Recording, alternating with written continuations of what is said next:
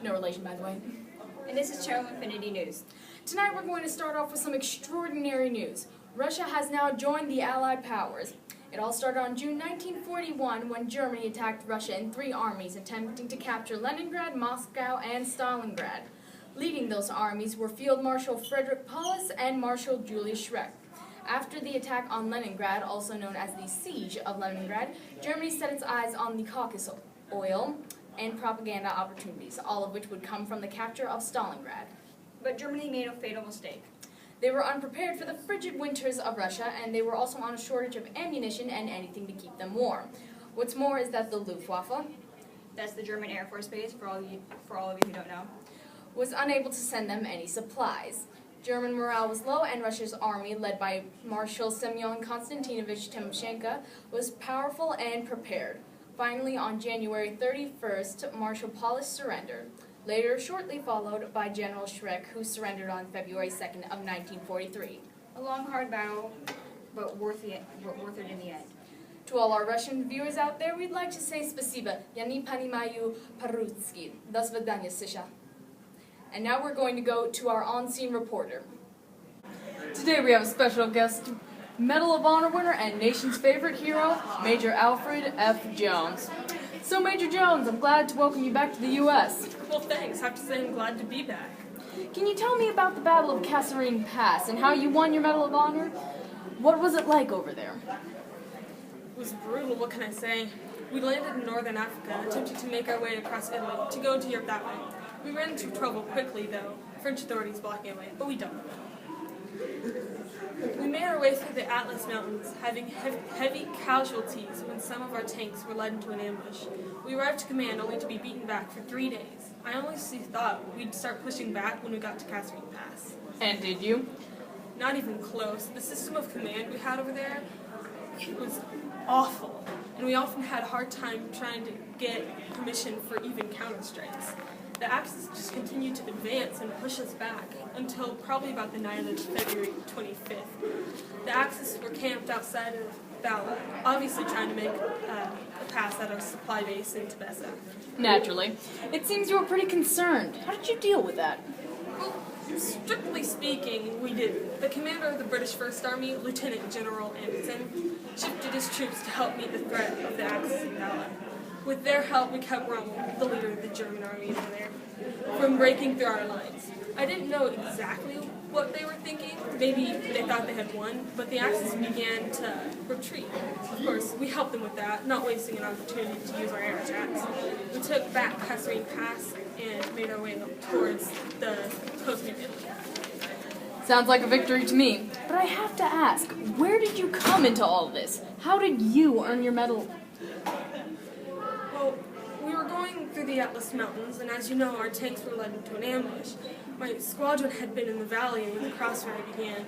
We were under constant attack. We had already lost so many from the tanks. I took it upon myself to get them out of there, because I was their leader. I went back and forth, pulling as many of my men to safety as I could. I just couldn't let them die out there. I got most of my squadron out before I was hit and blacked out from blood loss and shock. I came to a few hours later, and everyone kept telling me I was a hero, that I had saved them. All I could think of was the blood on my hands, of those I couldn't save.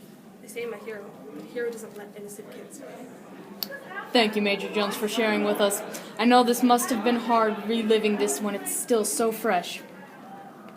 And a word from our sponsors. Join the draft, you get free milk. It's milk. I thought it was milk. No, it's milk. We've discussed this so many times. Guys, it's milk. Milk? It's milk? That's a thing? All right, and free milk. Okay. According to all the faulty resources, in Tehran, Iran, on November 28th, the Big Three are discussing their new military tactic. They are talking about a raid on Normandy Beach from which they will try to push German forces back. They've appointed General D. Wyatt Eisenhower to lead the raid. And according to our resident psychic, he's going to become president someday. Ha. Yeah, right. He's also codenamed the operation. Oh.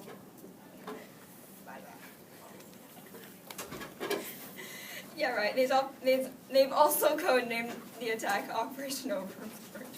Perhaps in the future they'll rename it Battle of Normandy, or maybe even D-Day. That's the dumbest idea I've ever heard. Anyway, they've also been discussing the fate of Germany and the rest of Eastern Europe at this time.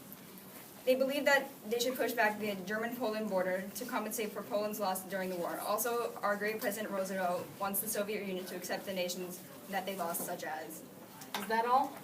No, the U.S. and Britain have agreed to give Stalin and the Kuril Islands. What on earth is that? The Kuril Islands are a string of islands north of Japan.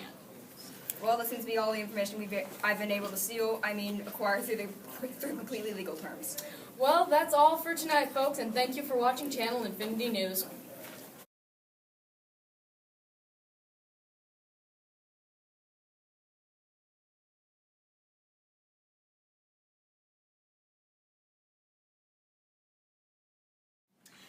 And that's all the time we have for tonight, folks. Hold on, Mackenzie. I'm receiving some very interesting information here. Oh. DY... Oh my gosh. Aiden! Seriously?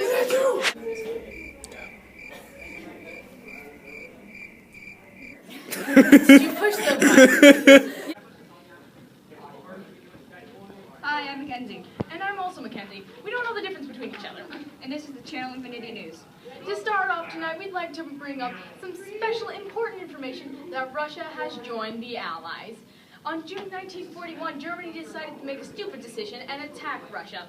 They led 3 armies, one to Leningrad, Moscow, and Stalingrad, which were led by Frederick Paulus and General Schreik. In 1942, they settled their eyes on the Caucasus oil, also in Russia, and they needed to capture Stalingrad to achieve that. Oh my god! And glad to be back. Well.